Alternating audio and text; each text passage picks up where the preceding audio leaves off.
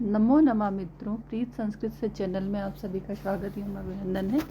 जैसा कि आप लोगों को विदित है कि हम लोग यहाँ पर संस्कृत व्याकरण की प्रवेशिका मूल ग्रंथ का अध्ययन कर रहे हैं और जिसके तहत अब तक हम लोगों ने प्राककथन, तत्पश्चात वर्णमाला और फिर संधि विचार पर चर्चा की। संधि के अंतर्गत हम लोगों ने स्वर संधि के सारे भेद पढ़ लिए। व्यंजन संधि के अंतर्गत कुछ संधियाँ पढ़ी, ष्टुत, ष्टुत्व, जश्त्व, कई सूत्रों को हमने पढ़ा और उनके नियम को और उनसे बनने वाले उदाहरण को पढ़ा। आज जो हम लोग पढ़ने जा रहे हैं वो सूत्र संख्या 6 और पेज नंबर आपका 55 है।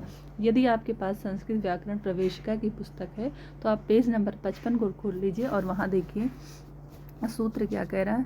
कह रहा है कि सष्ठो अटि छत्वम इति वाच्यम, सष्ठो अटि इति सत्यम वाच्यम। अब इसी सूत्र में सब सारे नियम व्याख्याएं हैं सूत्र में। अब देखिए नियम पर आते हैं। नियम क्या कह रहा है?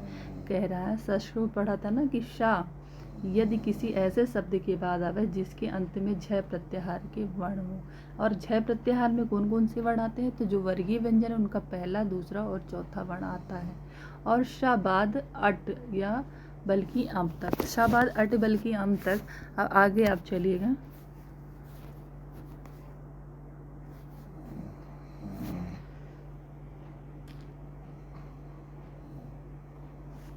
पेज नंबर 56 पर, हाँ पेज नंबर 56 करा अर्थात अटत्व हम तक, अर्थात कोई स्वर अंतस्थ अनुनासिक व्यंजन या हा रहे तो सा के स्थान पर विकल्प से सा हो जाएगा।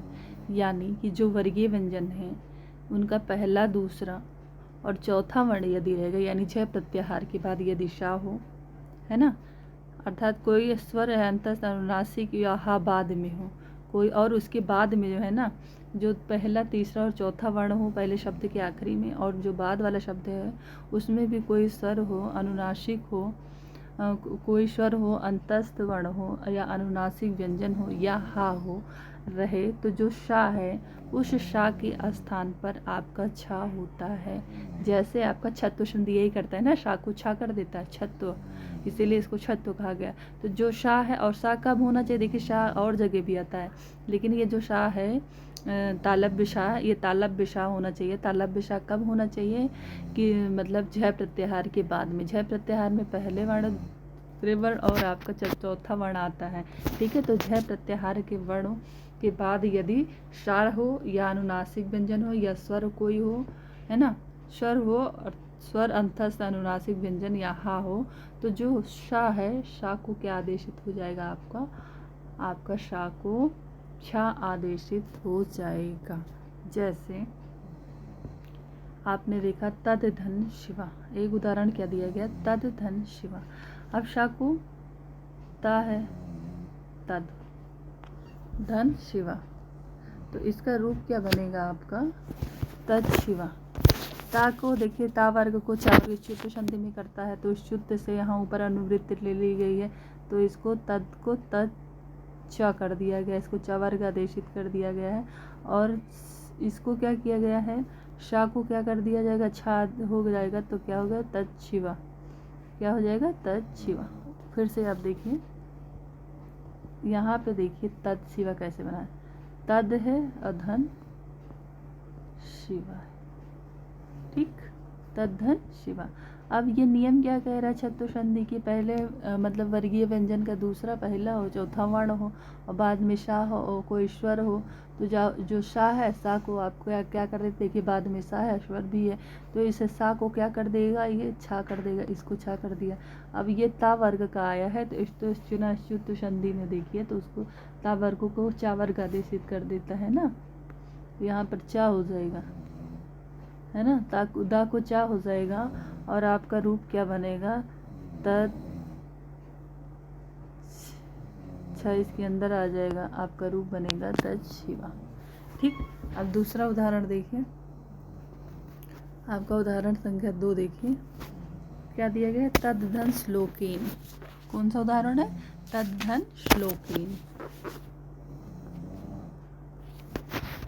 ता को चा आदेश, ता को चा हो जाएगा और जो शा है उसको छा हो जाएगा। ये चीज़ ध्यान रखिए छत्व संधि में। जो ता है ना, अब देखिए जैसे तद है, तद धन श्लोक। अच्छा, ये दो उदाहरण जो दिए गए यही इंपॉर्टेंट, अगर उदाहरण भी आपने ढंग से देख लिया तो आपको दिक्कत नहीं होगी। अब इस ता को क्या हो जाएगा, चा हो जाएगा, आधा चा कर दिया, तच हो गया, ठीक है। धन, शा के स्थान पर क्या हो जाएगा, सा के स्थान पर आपका छा, तो आधा छा बन गया। अब लोका उतार लिया, इसको आधा छा किया, तो आपका क्या रूप बनेगा, तच लोका, तच लोका, तच लोका होगा। और तक्ष लोकेन भी रूप बनेगा आपका, तक्ष लोकेन भी रूप बनेगा, और इसका दो रूप बनेगा। तत्शिवा का भी जैसे दो रूप बनेगा, जैसे तत्शिवा का दो रूप भी बनेगा। देखिए, तद्धन शिवा और तत्शिवा, इस तरीके से दो रूप तत्शिवा का भी बनेगा, और दो रूप इसका भी, तक्ष लोकेन और तक्ष लोका, लोकेन और तक्ष लोकेन भी रूप बनेगा। इस तरीके से दो रूप इसका भी बनेगा, दो रूप इसका भी, इस तरीके से लिखा जाएगा। चलिए अगले सूत्र पर आते हैं। पेज नंबर 56 है, और पेज नंबर 56 का पहला सूत्र है मोना अनुस्वार। मोना अनुस्वार, पेज नंबर 56 का श्लोक है मोना अनुस्वार। मोना अनुस्वार सूत्र क्या कहता है, तो आप एक नंबर पर देखिए, नियम पर आइए, एक नंबर के नियम पर।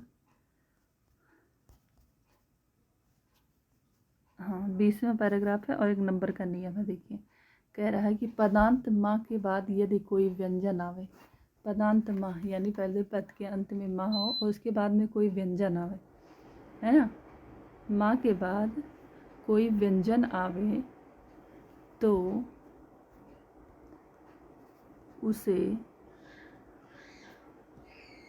तो उसके स्थान में अनुनासिक हो जाता है, उसके स्थान में अनुनासिक अनुस्वार हो जाता है, उनके स्थान में क्या हो जाता है, अनुनासिक नहीं अनुस्वार हो जाता है, ठीक है।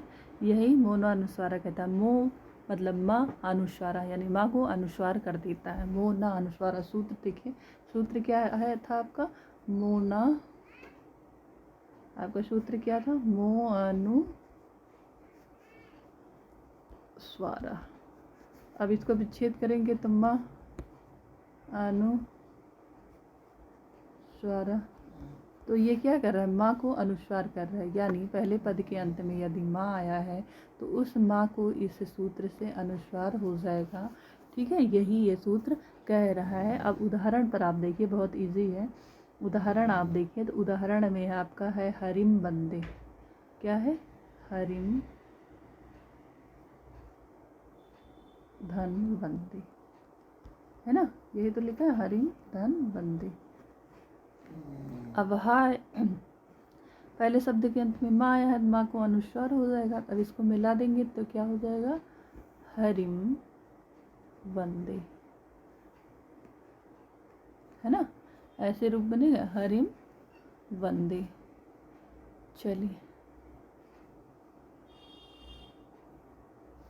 ऐसे देखिए, ये मोना अनुस्वारा माँ को अनुस्वार करेगा, तो माँ अनुस्वारा, मो अनुस्वारा, यही सूत्र है, माँ का अनुस्वार करेगा। अब देखिए, हरिम पहले शब्द के आखिरी में माँ आया है, माँ को अनुस्वार कर देगा, और वंदे है तो वंदे तो पूरा ऐसे ही उतार लिया जाएगा, तो क्या रूप बनेगा, हरिम, माँ के स्थान पर यहाँ बिंदी और फिर वंदे, इस तरीके से रूप बनेगा। अगला उदाहरण क्या है, हरिम चलती, गृहम चलती, गृहम चलती। अब लिखिए, गृहम धन चलती, पहले क्या आया, अनुस्वार आया, उसके बाद क्या आया, व्यंजन आया है, तो अनुस्वार को क्या हो जाएगा, पहले जो है माँ आया है ना, बाद में क्या आया है, व्यंजन आया है, तो माँ के बाद व्यंजन आया रहा, तो मोना अनुस्वारा सूत्र लग गया। मोना अनुस्वारा सूत्र से इसको जब मिलाएंगे तो माँ को अनुसार हो गया, आपका रूप बनेगा गृहम चलती, क्या रूप बनेगा, गृहम चलती। ये दो उदाहरण आपके मोना अनुस्वारा का है। अब देखिए आगे इसी में क्या है, कह रहा है, ये उदाहरण देने के बाद कह रहा है किंतु, अब देखिए यहाँ कुछ है नियम, किंतु गम धन या धनते गम्यते, ना कि गम्यते होगा, किंतु ऐसा तो होगा, लेकिन गम्यते जब ये धातुओं के साथ गम्यते है तो यहाँ पर गम्यते रूप बनेगा, ना कि गम्यते रूप होगा।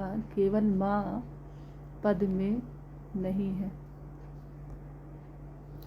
केवल माँ पद के अंत में नहीं है बल्कि बीच में है। माँ क्या है, पद के अंत में नहीं है, क्योंकि माँ जो है वो पद के अंत में नहीं है, बीच में है। लेकिन कह रहा है कि जैसे गम्यते रूप है तो इसमें गम्यते में अनुस्वार नहीं लगेगा, जैसे गम धन या धनते।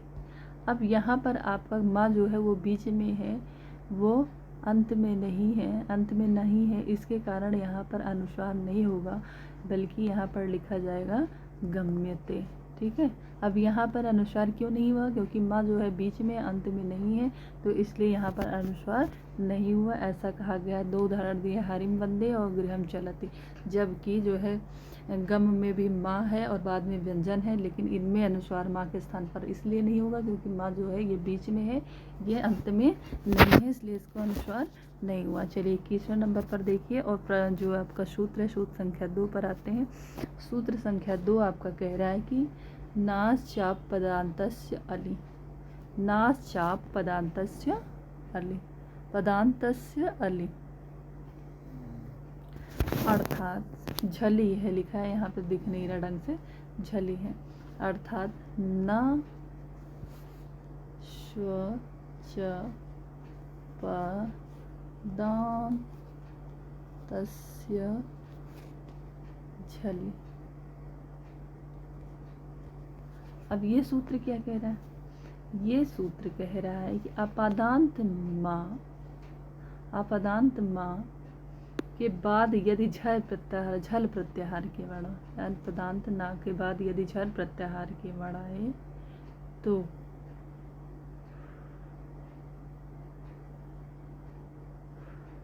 तथा अर्थात अनुनासिक व्यंजन अथवा अंतस्थ व्यंजन को छोड़कर कोई भी व्यंजन है, अनुनासिक जो व्यंजन है, अंतस्थ जो व्यंजन है, ऐसे व्यंजनों को छोड़कर यदि कोई भी व्यंजन आए, किसके बाद आए, माँ और ना के बाद।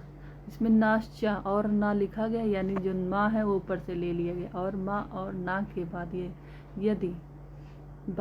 यदि झल प्रत्याहार का कोई भी वर्ण आए तो झल प्रत्याहार में भी अनुनासिक व्यंजन और जो है अंतस्थ व्यंजनों को छोड़कर कोई भी आए तो ना और माँ के स्थान पर अनुस्वार हो जाता है। तो ना और माँ के स्थान पर, अब देखिए इस सूत्र में देखिए माँ कहीं नहीं दिया गया है, इसमें क्या दिया गया है, अनुवृत्ति मांगे कर दी है, नास चा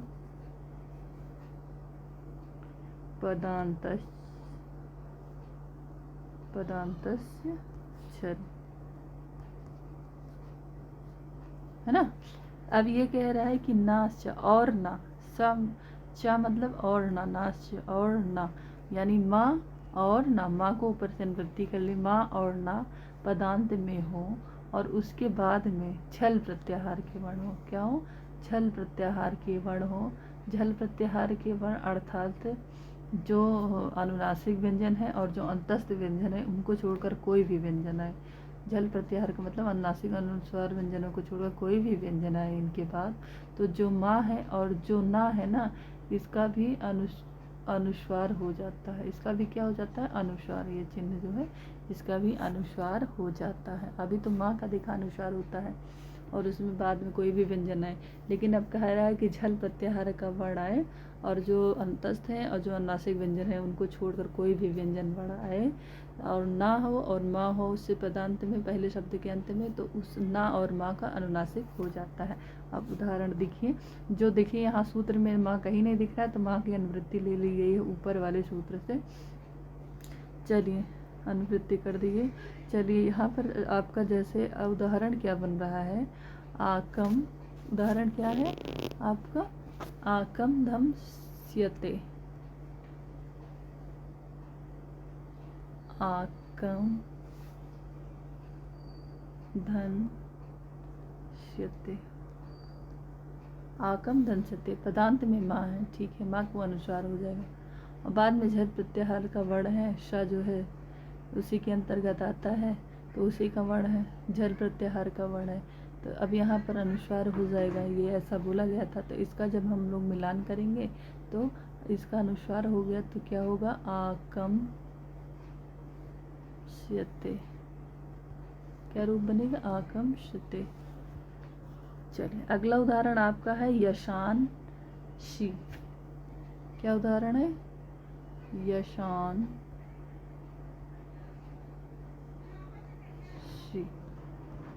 अब देखिए जो शाह है वो भी कौन से प्रत्याहार का वर्ण है, झल प्रत्याहार का वर्ण है, और उससे ठीक पहले क्या आया है, ना और माँ आना चाहिए तो ना आया है ना।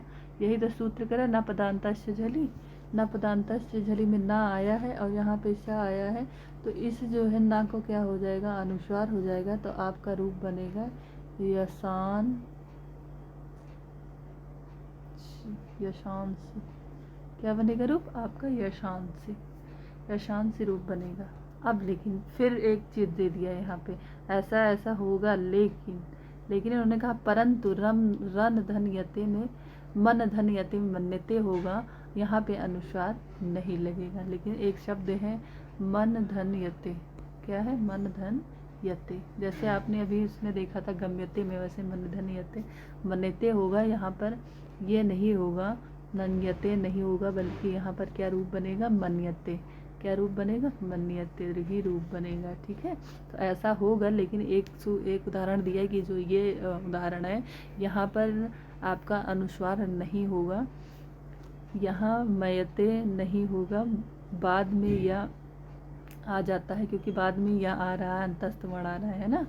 क्यों नहीं होगा, क्योंकि यहाँ पर जो या आ रहा है, इसलिए यह क्या है, अंतस्थ वर्ण है। अंतस्थ वर्ण होने के कारण यहाँ पर जो है ये लागू नहीं हो रहा है, यहाँ पर मन्यते होगा।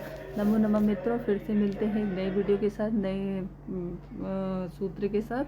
और नमः संस्कृत है। अगर चैनल को पसंद आ रहा हो तो चैनल को लाइक, सब्सक्राइब एंड शेयर करें। जा रहे हैं यार, प्लीज़।